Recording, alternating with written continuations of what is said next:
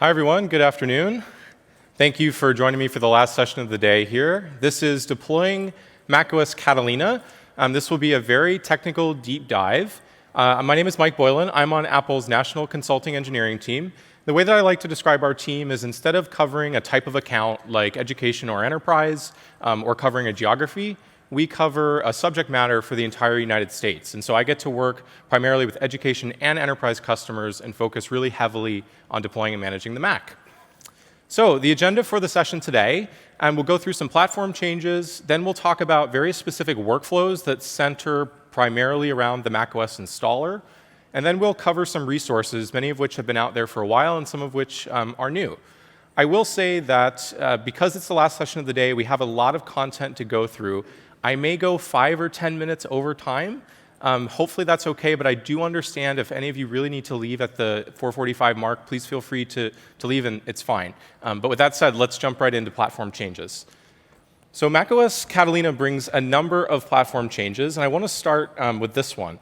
I think many of you obviously have probably seen this screen before on the Mac and on iOS devices. This is the device enrollment screen, formerly known as DEP. We now call this automated device enrollment as a part of Apple School or Apple Business Manager.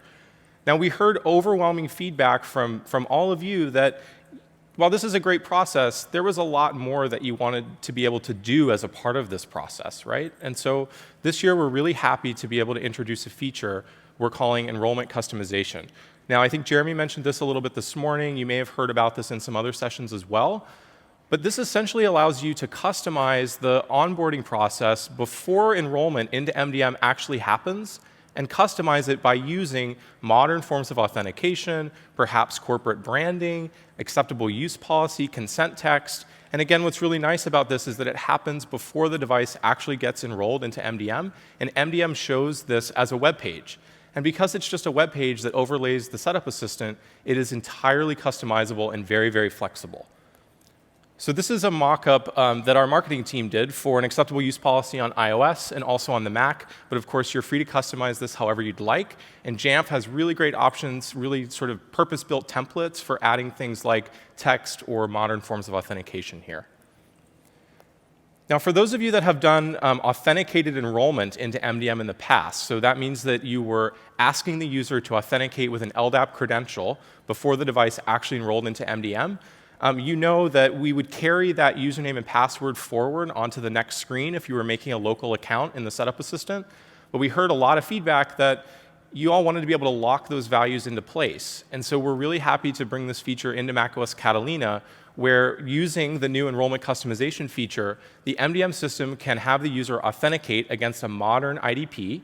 The IDP can send information about the user back to MDM, and MDM can then use that information to pre-populate values for the user in the macOS setup assistant, and it can lock them into place. So this helps ensure that the user account that gets created, the local user account that gets created in the setup assistant, matches the user's username that is in the organizational identity. So we're really, really happy to be able to introduce this feature this year. We're also bringing Supervision to the Mac. Now, this is a bit more of a sort of rebranding of DEP enrolled or device enrolled than it is a technology change. It's more of a marketing change. But many of you that have been managing the Mac for a number of years, you're probably familiar with the bit of a hierarchy that we've had for Mac management. So we had MDM enrolled, then we had user-approved MDM enrolled, and then we had DEP enrolled. Right? And each one of those levels offered different levels of management or different features. And going forward, we really wanted to be able to simplify that and say for certain features that require this higher level of management, whether it's on iOS or on macOS, we want to be able to say it just requires supervision. And so a few things to note about supervision. If you upgrade your Mac to Catalina and you were in a DEP or device enrolled state, you will be supervised automatically. If you were enrolled in just user-approved MDM, and you upgrade to Catalina, that is not equivalent. You will not automatically be supervised. Now, unlike on iOS, there is a workflow on the Mac where if you were just in user-approved MDM and you want to become supervised, if your devices are available to you in Apple Business Manager or Apple School Manager, but maybe you just didn't enroll that way, you can actually unenroll from user-approved MDM and get enrolled via the Profiles command line tool in a way that will get you supervised as long as those devices are available in Apple School or Apple Business Manager. So if you're interested in that workflow, please feel free to talk to me afterwards. But just know that unlike on iOS, you don't have to fully erase the device to get it supervised as long as the devices are available in Apple School Manager or Apple Business Manager. Unlike on iOS, there is no support for manual supervision, however, and that means that you cannot take a Mac, connect it to Apple Configurator, for example, and get it into your Apple School Manager or Apple Business Manager instance. If you have devices that are not available to you in Apple School Manager or Apple Business Manager, you need to work with the party that you purchased them from. Oftentimes, that's a third-party reseller to get those device serial numbers posted into your Apple School or Apple Business Manager instance. So we're bringing supervision to the Mac. What requires it today? Well, activation lock management, and we'll talk about that next. A new feature we have called the Bootstrap Token, which we'll also talk about. For those of you that are in education, if you are using the Classroom app on your Macs, there are some restrictions that allow for the student devices to have less agency in terms of being able to not opt out of some features of Classroom. Those restrictions require supervision. And depending on the MDM vendor that you're using, I would hope most of you in the room are using Jamf, native MDM initiated software update management on the Mac requires supervision as well. That is not true if the agent tool from the management vendor, so like if you're running a software update script from Jamf Self-Service, that doesn't require supervision. But if you're using the capability that's built into the MDM protocol to install an update on your device, on your Mac, that requires supervision. So next, let's talk about activation lock. We are bringing that to macOS this year on T2-based Macs. So these are our newer Macs that have the Apple T2 security chip. So this is the new Mac Mini, the new MacBook Air, the newer MacBook Pros, the iMac Pros, all of the new devices that have the Apple T2 security chip. We're now bringing activation lock to the Mac. This is a fully manageable feature like it is on iOS. And I'll talk through the different ways that you can manage activation lock here shortly. I wanted to call out the fact that we made a change in the betas based on feedback from all of you, where as long as you're enrolled in user-approved MDM and you upgrade to macOS Catalina, activation lock will be off by default until you choose to manage it from MDM. So you don't have to worry about having devices automatically become activation locked upon upgrade, as long as your devices are enrolled in at least user-approved MDM. And so that's what this next slide illustrates, where on a consumer device, if you were to upgrade your Mac at home to Catalina and you were signed in to Find My Mac, and it was a T2-based Mac, we would automatically turn on activation lock. But again, on a managed device, as long as you're in at least user-approved MDM and you upgrade, activation lock will be off by default. And then MDM actually can manage this feature. And there's a couple different ways in which it can do so. So there's allowing activation lock, and then there's directly enabling activation lock. So let's talk about allowing it first.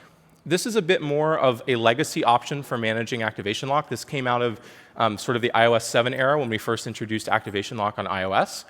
But essentially how this works is that, again, activation lock is off by default, and then the MDM server tells the device, I want to allow you to use activation lock, but first you need to give me a bypass code so that if the user leaves the organization and we don't have their Apple ID password, we can use the bypass code instead of the user's password to turn off activation lock.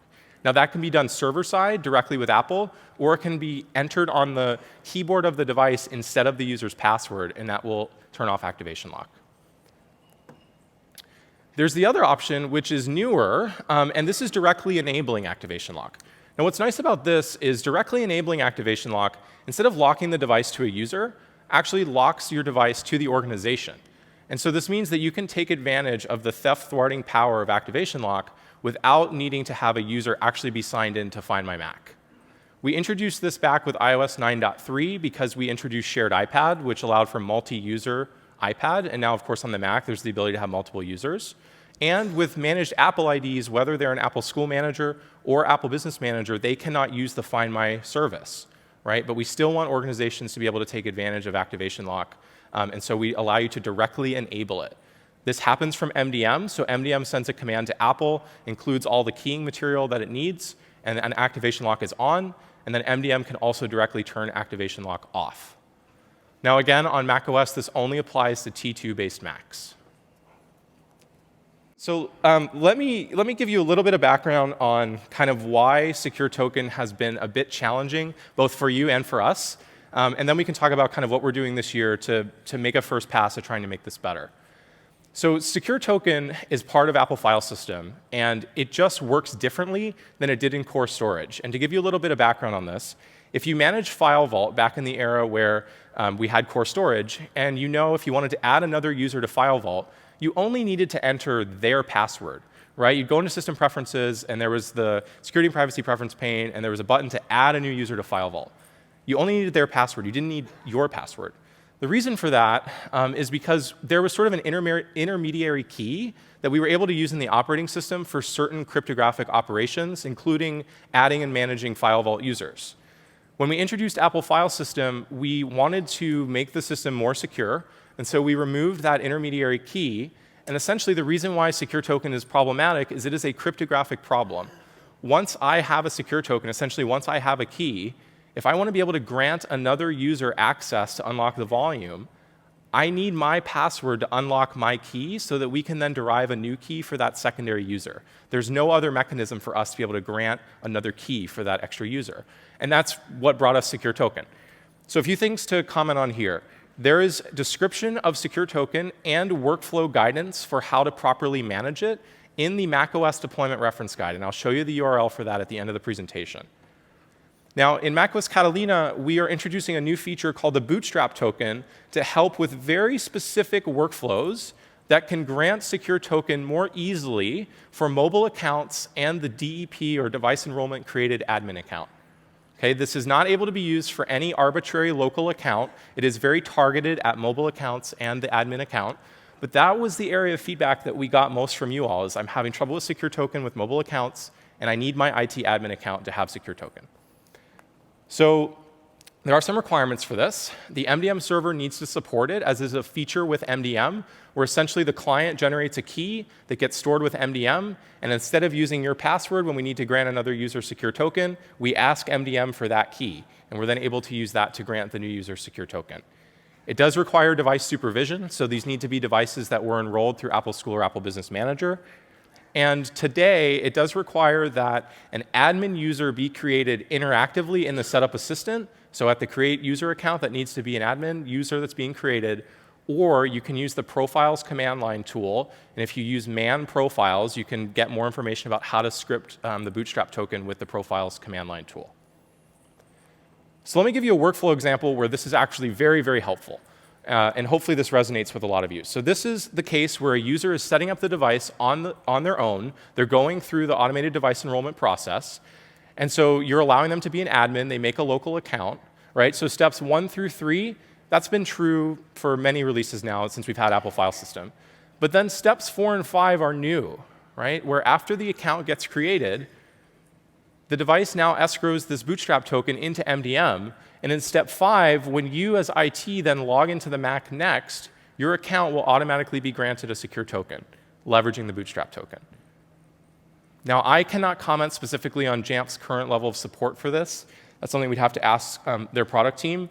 But you can test this, and it works really, really well. So hopefully this will help with a lot of your workflows. And if you do have more specific questions about the Bootstrap token or Secure Token, again, I'll share with you the resource URL for the documentation that we have, and then I'm happy to answer any questions after the presentation sort of offline. All right, the next is more of an FYI than it is really anything that should be terribly impactful for all of you. This year, we're introducing a read-only system volume in macOS Catalina. So for a number of years, we've had system integrity protection, which has been designed to protect individual file paths and folders from any unauthorized access, even by root. We're taking that a step further in Catalina by protecting the entire system volume. And when you install Catalina or you upgrade to Catalina, the installer actually divides your hard drive into two. It creates two volumes, the data volume and the system volume. If you open Disk Utility, you can actually see these two new volumes be created. Because of Apple File System, we can use space sharing so it doesn't impact any of your available disk space. And it allows us to make sure that all of the system contents that are provided by Apple are protected in a really, really great way. There's a new technology under the hood here called firm links, which work a little bit like bidirectional symlinks, and this is to ensure application compatibility. So your applications also shouldn't need to be updated or rewritten to know about the new file system format. Now, the way that we implemented this, we didn't just take over the system folder. We took over the entire root of the hard drive. So if you do have content that you store at the root of your hard drive, after you upgrade to Catalina, you'll see potentially on your desktop a relocated items folder. Inside of that folder is a localized PDF in the user's language that lists all of the files and folders that were migrated to the data volume during upgrade. And you might be asking, well, Mike, what if we have content that we need to store at the root of the file system? Can we do that? And the answer is yes, you can. You can make folders appear at the root of the file system for the user. There's this new configuration file called etsysynthetic.conf. So if you have a need to make a folder at the root of the file system, this will actually make it on the data volume, but will make this sort of synthetic appearance in the Finder be for the user that there is a folder at the root of the file system. This is also helpful if you need to use manual network mounts, like you're using etsyfs tab, for example. You need to make that folder first with etsysynthetic.conf, and then you can continue to use your mount points. If you use AutoFS, which is a technology that lets you mount SharePoints at login using something like LDAP, that should just work automatically. The team's done the work to make sure that we make those virtual directories for you so that the SharePoints mount successfully. All right, the next topic here is user enrollment. I think Jeremy talked about this quite a bit, and others did in the keynote as well, where we wanted to introduce a new form of management for BYOD. We got a lot of feedback from organizations like yourselves that the sort of big red text that the users saw when they enrolled their own device into MDM was a bit scary. And so we wanted to introduce a new lighter weight option that allows you to manage all of the things that are critical for your organization, but still protect the user's privacy and remove some of those more sort of overarching capabilities like erasing the device that really shouldn't be possible and are not really appropriate for BYOD. And so I will say that BYOD Mac is a bit more uncommon than BYOD iOS. However, we do support user enrollment on macOS as well. So this is tied very heavily into managed Apple ID. And essentially, we are enrolling the user into MDM instead of enrolling the device into MDM. There's a lot of restrictions around this. So for example, MDM doesn't get all of the information about the device like it would if it was enrolled as the device versus the user. And there are certain management capabilities that are limited. For example, you can require a passcode on iOS, but you can't require complex passcode because, again, it's designed for a user's personal device. So again, just know that this also works on macOS. Dan, my colleague, did a great job covering this morning in the security session. If you saw it, we are introducing a new technology this year called system extensions that are designed to replace kernel extensions. So there's a number of reasons why kernel extensions have been problematic over the years. There's a lot of security concerns around kernel extensions, and there's also usability and stability concerns. So we showed a demo at our developers conference, printing to a poorly written printer driver, and the Mac crashed. We obviously don't want that experience for our users, and so we're introducing this new technology called system extensions. Now, we are starting in individual categories. So the ones that you see on the slide are where we're starting today. So endpoint security for endpoint security vendors. We were super happy to hear that Jamf Protect is not using a KEX and instead using system extensions. Networking providers, file providers, and printers and scanners.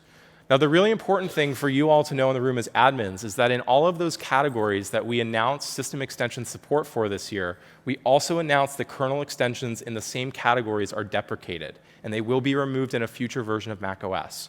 We have not commented on which version of macOS that is. Please don't ask me that. I don't know the answer. But it will be a future version of macOS. And so you need to work with your vendors that ship kernel extensions in these categories and ask them when they're going to start supporting system extensions from Apple instead of kernel extensions. Now, just like for kernel extensions, we do require user approval to load a system extension. However, we know that there are many classes of these things that you just want to have loaded automatically on your Macs without requiring user approval. And so we do have a new configuration profile that will allow you to directly allow specific system extensions. You can also allow specific categories, which is really nice. So you could say all printer and scanner drivers can just load automatically, for example.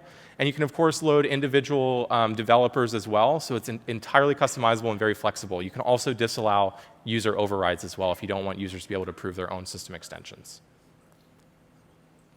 Now, gatekeeper and notarization. We made a lot of changes here this year. I'll give you a little bit of backstory. I think you're probably familiar with Gatekeeper. Gatekeeper has been a technology that's existed in the Mac for a number of years. And the idea here was that we wanted to make sure that software that users download from the internet, receive via messages or AirDrop, is written by an Apple-known developer and that software has been signed. With notarization, we're taking that a step further by not only requiring that the software be signed, but that the developer has actually uploaded their code to Apple and it passed a security check. Essentially, we're scanning that app for malware and a number of other security checks as well. We then issue the developer a ticket that they can optionally staple, that's the technology name that we're using, staple, onto their app. And now in Catalina, when you launch an app, Gatekeeper checks both is the application signed by an Apple known developer and has it been notarized, meaning has the software code itself been validated by Apple to be free of any known security issues. That also allows us to later revoke those tickets for any applications that we identify may have contained malware that we didn't know about to begin with. Now, there was a lot of question in the admin community about the impact of this on IT. Right? A lot of you kind of asked us, do we need to notarize our own packages? Do we need to notarize our own scripts? And generally speaking, MDM or IT installed apps are not affected.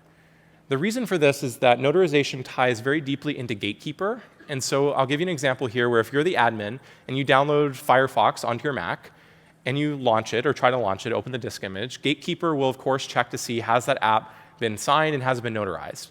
But then if you then take that app and package it up and put it into self-service, for example, the receiving clients are not going to check to see if that app has been notarized. For unsigned software on your Mac, as the admin, you can also always right-click and choose Open to override the Gatekeeper policy, assuming that hasn't been disallowed by your organization. And that will then clear the quarantine bit that tells Gatekeeper to check for known issues with the software, and then you can then deploy that to your Macs. And again, the notarization steps will not be taken on the receiving clients. So hopefully that helps to clarify that a little bit. In very advanced configurations, you may have a need. Let's say you have an internal website, an intranet, and you have software that users go and download from the intranet, right? That, because it's being downloaded from Safari, would trigger the normal Gatekeeper prompts because it would be a quarantined piece of software. There is a configuration profile, the com.apple.system-policy.rule payload, that you can use to whitelist specific content that may have not been signed by an Apple developer ID or been notarized. And so if you sign it with your own internal CA, you can then allow software that has been signed by that certificate to run on your Macs using that configuration profile if you need to do so.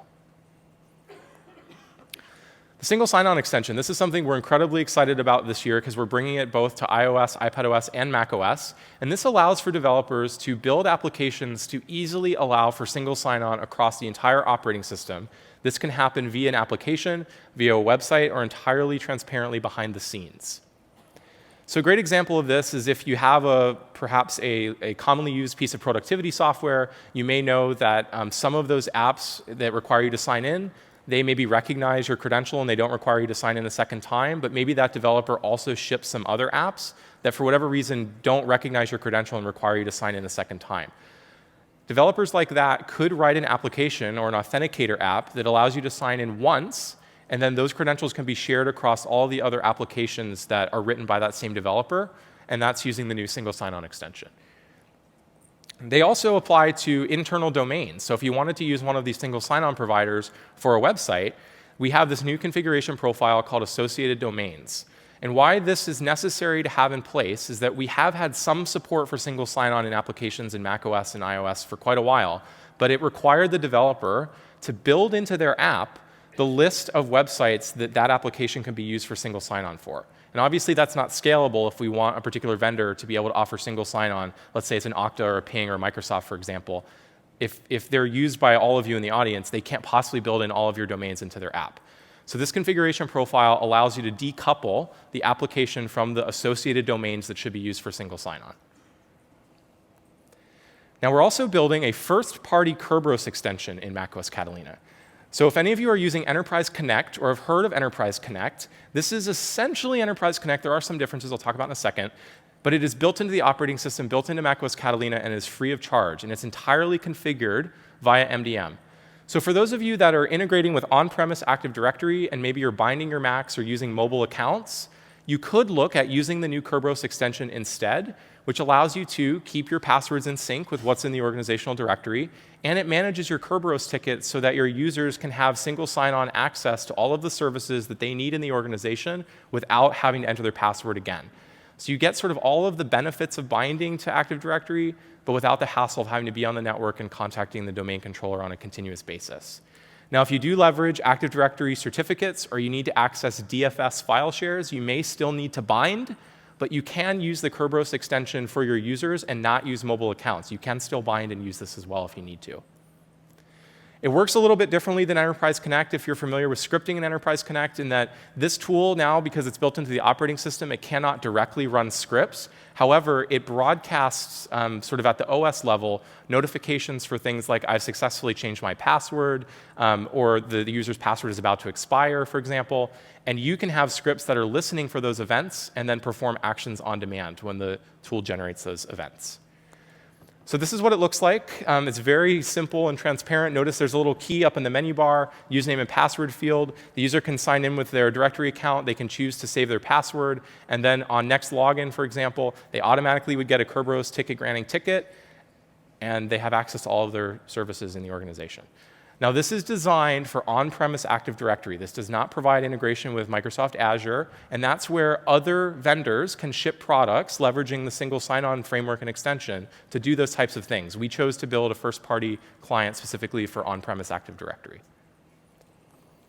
So some guidance on Enterprise Connect for those of you that are using it. As I said, the Kerberos extension supports most of the same features, and Enterprise Connect will run on macOS Catalina.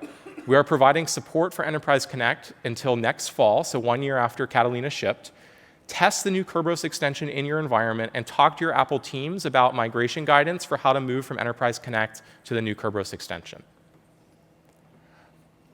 All right, the next change to cover, we are now protecting the entire recovery partition for Macs that are protected with File Vault or have activation lock on. Thank you. There are probably some in the audience that would not clap, but that's why I want to go through this, because we think it's great. And for some, it may have been a bit of a hindrance, but I want to talk you through how you can actually work through this as IT. So if your Mac is enabled with File Vault or it is activation locked, and you boot to the macOS recovery partition, Command-R, instead of just protecting individual apps in that environment like the startup security utility or terminal, we now require a user's password to enter recovery at all. Right? And Dan talked this morning about how that can help mitigate some threats that you maybe needed to use a firmware password for in the past. However, if you're in an environment where the only secure token-enabled user is the user that's using the Mac, you as IT may need to get into the recovery partition, right? You may want to reinstall macOS, or you may need to use disk utility or terminal. And so you can use the personal recovery key that you have escrowed to MDM when you turn on File Vault at this window. Instead of using the user's password, there's a button that says Forgot All Passwords. Click that. You can then enter the personal recovery key. And in 10.15.1, when you do that, we don't require you to change the user's password. You can exit straight into macOS recovery. Thank you. Now, if you do not have the user's password, or if you just want a really great way to quickly reinstall the Mac, there's this new option that appears under the Apple menu called Erase Mac. Be very careful with this button. It is very destructive. I learned this the hard way when I was testing this. It does not just destroy your startup volume. This removes all volumes on your Mac, resets all of your security settings if you're on a T2-based Mac. So if you were previously allowed to boot to external media, now you will not be able to do so. And it forces the Mac to reboot into internet recovery to securely reinstall the operating system from Apple. So this is a great way to quickly erase the Mac and reinstall, and this is unfortunately the only option if you do not have that user's password or personal recovery key. Okay, just want to make sure you're aware of that. Now, in macOS Mojave, we brought over some of the protections that we've had for a number of years on iOS. We essentially wanted to protect privacy-sensitive locations so that applications could not nefariously access users' personal data. We called that user consent for data access. It's part of a larger effort called transparency, consent, and control, otherwise known as TCC, which many of you may have heard of TCC. Now, in Mojave, we had a number of categories that we were protecting. In Catalina, we were protecting even more categories, and so these are the ones that we're protecting in Catalina, and I just wanted to make sure you're aware of these. Now, these are manageable and configurable via MDM, so instead of having to have an application request access from the user to access their downloads folder, for example, you and IT can make sure that your backup software and your security software has access to those users' files without requiring the prompting. There are some categories that are deny only, so I wanted to call out that screen recording, for example, is deny only. You cannot preemptively grant an application the ability to record a user's screen. They have to do that themselves, and that's true for camera and microphone as well. If any of you are using the System Setup command line tool to turn on SSH on your Macs, we are protecting that this year in a very similar way to how we protected Apple Remote Desktop last year with the Kickstart command. Essentially what that means, if you want to use System Setup to configure SSH on your Macs, you first need to have a privacy preferences policy control payload in place that allows the calling process that's calling system setup to be able to do that. Again, the reason for this is we just don't want any application to be able to shell out the system setup and potentially turn on SSH. The nice thing for those of you here that are using Jamf, for example, because the Jamf binary is automatically whitelisted for privacy preferences policy control, if you're running a script from the Jamf agent to run system setup, that should just work by default. Do some testing, but you shouldn't have to do any additional configuration. Now, we do have a knowledge base article on this that's listed on the slide if you need additional information.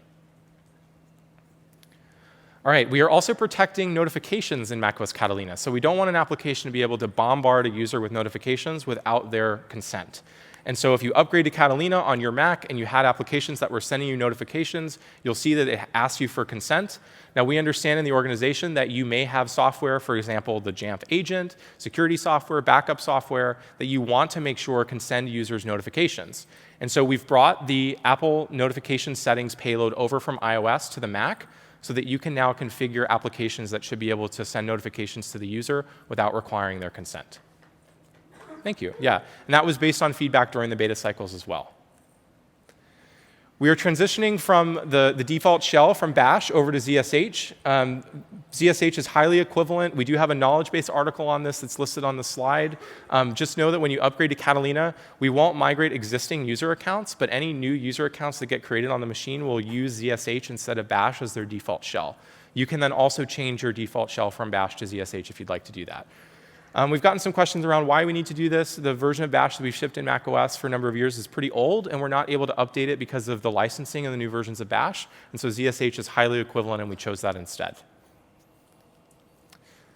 Software update management. You've been able to manage some of the checkboxes that appear for the user in system preferences via configuration profile for quite a while. But just know that in macOS Catalina, we're allowing you to manage all of the settings in the system preference pane for software update.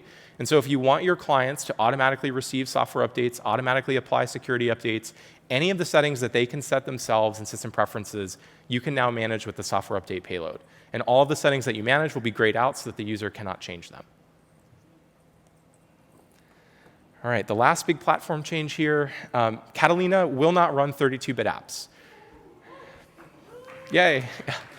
For schools, however, you may have some software right, that is potentially outdated, has been updated. And so I just wanted to highlight this and make sure that you're aware that you can easily find out which applications on your Mac are not 64-bit. So if you click on the Apple logo and you choose About This Mac, and choose System Report, More Information, you can go to the Applications tab and sort by whether or not the application is 64-bit.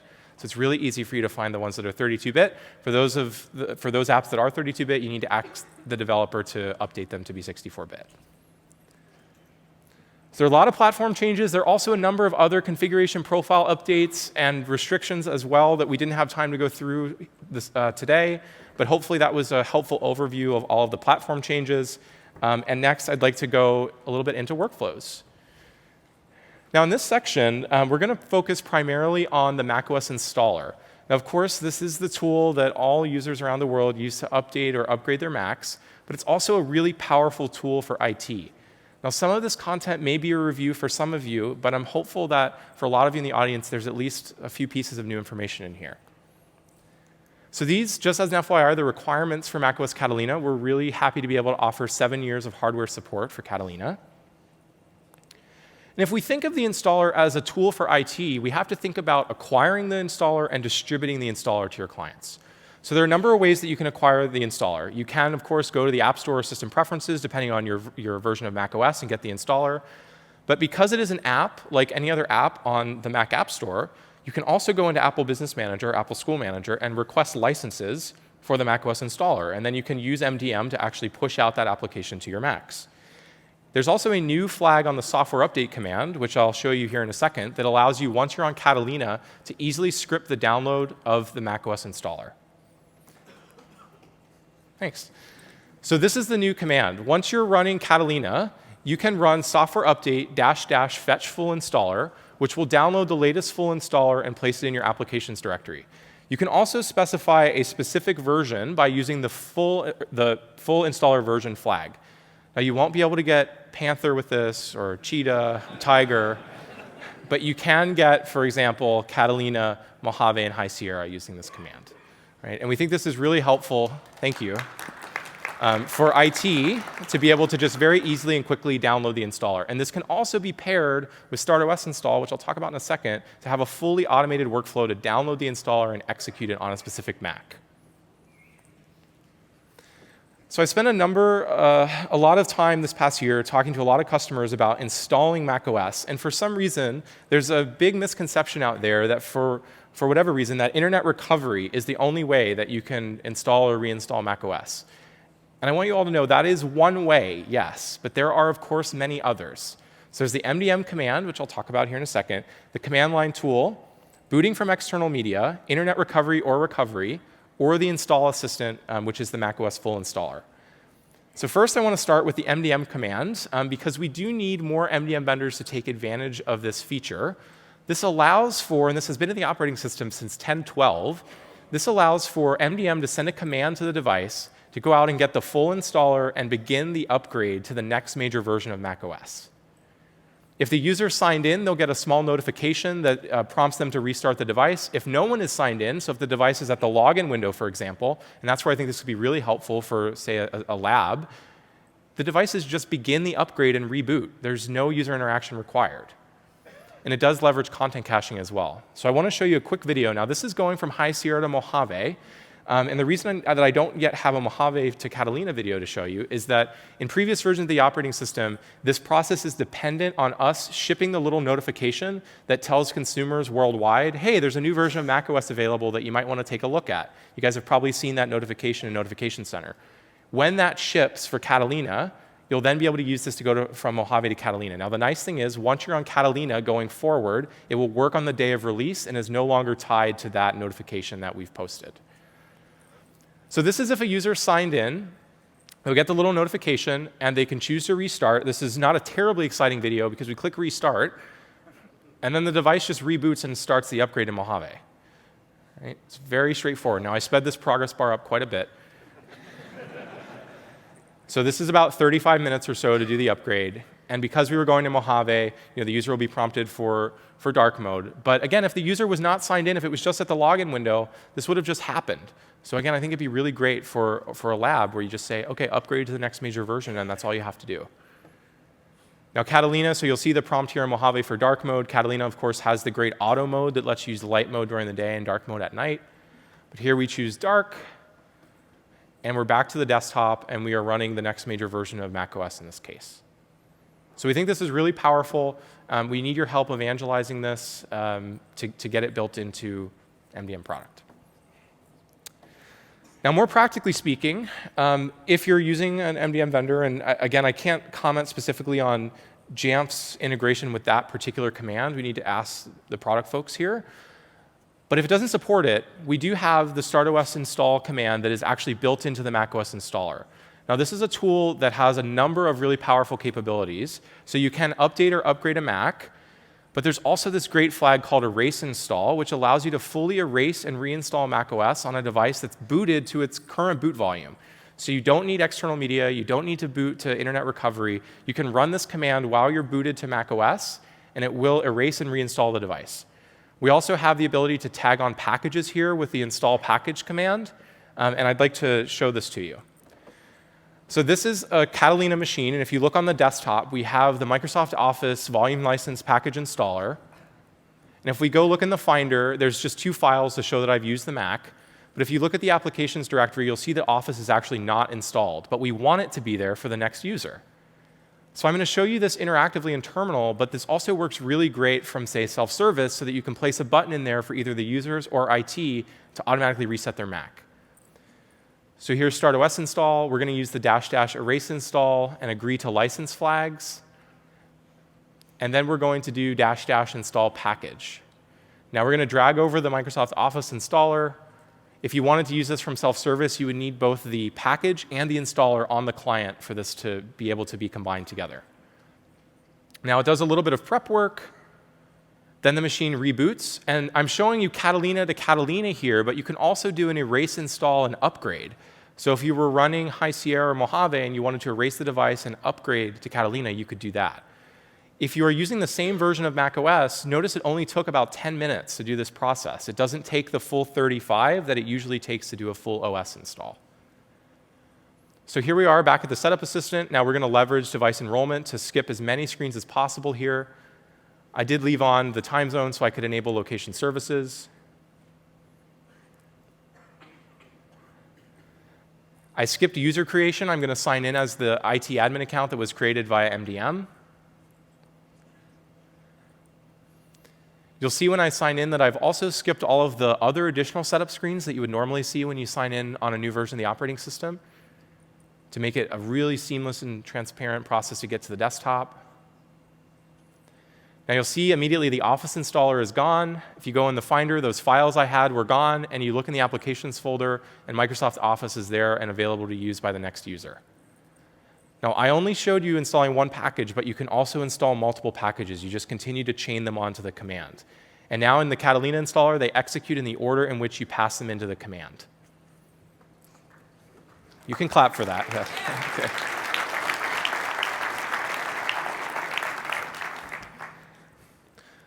All right, of course, another option is creating Bootable Installer. And we have a tool inside of the installer, just like startos install, called createinstallmedia that allows you to create a bootable macOS installer. There is a flag that is download assets. This allows you to pre-stage the BridgeOS firmware if you're running a T2-based Mac. However, even with that option, you do still need to have your Mac connected to the internet when you do the installation so that on a T2-based Mac, the OS can be personalized cryptographically for that specific piece of hardware. It does not remove the requirement to be able to personalize the software. Now, on T2-based Macs, you all probably know that you can't boot to external media by default. So if you were to change that policy, then of course you could use a bootable installer. But on T2-based Macs, even with that policy in place, you can boot to macOS recovery and run operations or run a script from terminal in recovery that leverages an installer that's on a USB drive. And so we actually have a tool from Apple that we've created as sample code called Mac Provisioner. I will say I need to think about the best way to get this to all of you after this presentation. But this is software that we do not charge for. It's sample code. We just ask that you do not share it with any other customer. If they'd like access to it, they can reach out to their Apple team. And essentially what this does is it builds a bootable USB installer so that on non-T2-based Macs, you can boot to this volume, and it will automatically erase and upgrade or erase and install macOS on the machine. And on a T2-based Mac, you can run a command in terminal that calls a script on the drive to basically do the same process. And it can also install packages. It's a really helpful tool. This is very similar. If any of you have seen Mac Deploy Stick from Two Canoes, it's a very similar tool, right? We're doing similar things here. Internet recovery and local recovery. So when you boot to local recovery, Command R, that will reinstall the last version of macOS that was installed on your Mac. So if you last installed 10.14.6 and you boot to local recovery, it will install 10.14.6. Now with internet recovery, you can hold down Option Command R to boot to the latest version of macOS that's available for your hardware. So you can use internet recovery to, for example, upgrade to macOS Catalina. On T2-based Macs, the BridgeOS version that's running on your Mac does determine which versions of internet recovery it can boot to. And we only ship sort of one production BridgeOS. So if you've run the latest version of, say, for example, Mojave, you should be then able to use Command Option R to boot to Catalina and internet recovery. But if you're running an older BridgeOS, you won't be able to boot to Catalina unless you're meeting that minimum version requirement. So I know there's been some confusion around why is my Mac maybe not booting to Catalina and internet recovery. It's probably because your bridge is slightly out of date. And of course, you can optionally erase the Mac before installing this way. And then there's the install assistant, right? If your users are admins, they can acquire it and run it themselves. This is the same tool that all of our consumers use worldwide to upgrade their Macs. It is very robust and reliable. But of course, I've showed you other ways that you can place this into self-service as well. But I want to show you all of the options so that you can identify the one that works best in your organization and know that internet recovery is not the only option. All right, so let's take those pieces and put them together for initial deployment, upgrade, and rapid return to service. For initial deployment, leverage automated device enrollment, formerly known as DEP. This ensures supervision, and it means that over time, as we add additional features to the operating system that require supervision, you will be in the best state possible to be able to manage them. This is true for one-to-one devices and shared devices. We do realize that in a shared environment, if you're setting up a number of iMacs in a lab, for example, you would have to do a few clicks on each device to go through the automated device enrollment process. but we think it's really critical so that you're supervised and you can then manage all the features available on the platform. Now, in either a one-to-one or shared, devices can be held in the setup assistant until MDM says, OK, all of the critical configurations and policies and software that I want to install has been installed. Jamf does support that in the pre-stage enrollment with the enrollment packages and profiles, for example. And for one-to-one devices, consider using some helper tools. So for first-time setup, there's tools like Splash Buddy, DEP Notify. IBM released their setup tool last year that's really customizable as well. And for directory integration, again, think about whether you actually want to bind your Macs to Active Directory, or if you can use the new Kerberos extension that's built into Catalina, or if you could take advantage of additional MDM value adds with things like Jamf Connect Login, for example. When we think about upgrading, I showed you all of these different ways that you can upgrade the Mac. So again, pick the one that works best in your environment. A little bit of throwback here, just know that target disk mode can't be used for installing or upgrading, and the reason for that is we're not able to update the firmware over target disk mode. So you need to use one of these options here on the slide. And that's true whether it's one-to-one or shared. Now for rapid return to service, I showed you a few options here as well. StartOS install, erase install. That option does require Apple file system. So if you're running High Sierra, that means the device has a solid-state drive. Now on macOS Mojave and Catalina, we brought Apple file system support to all Macs, including those with Fusion drives and spinning disks, so that will work across the board. But if you're on High Sierra, just know that that tool would require the Mac to have a solid-state drive. You can also use Internet Recovery or a Bootable Installer for rapid return to service. And I work with a number of customers that use different options for different workflows, and really just pick the one that works best for you. And this is just the call out here that, again, if you're on Mojave or Catalina, APFS was brought to all Macs, so you can use StartOS install, erase install across the board. So that was workflows. Lastly, let's go into resources. You guys can take a picture of this slide. Usually we don't allow that, but this slide is very helpful, and try to not get me in it.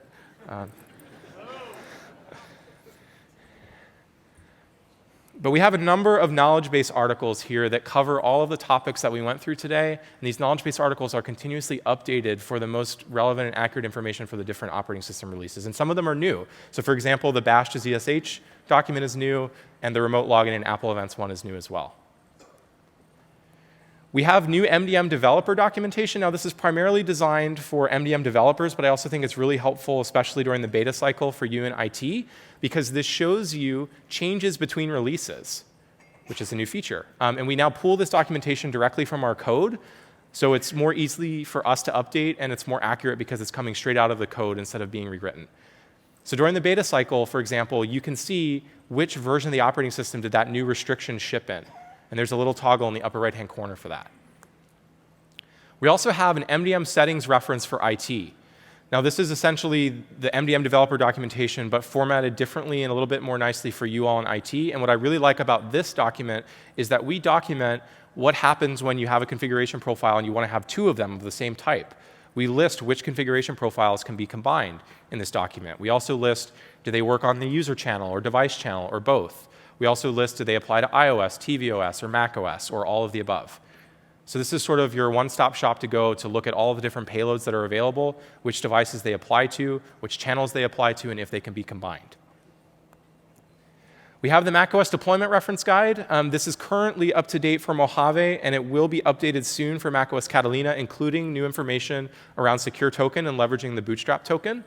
So if you bookmark this URL, it will redirect you to the new Catalina version once it's available. If you've not reviewed this document in the past, I encourage you to do so, as it covers everything from security to deployment to networking. We also have one of these for iOS as well.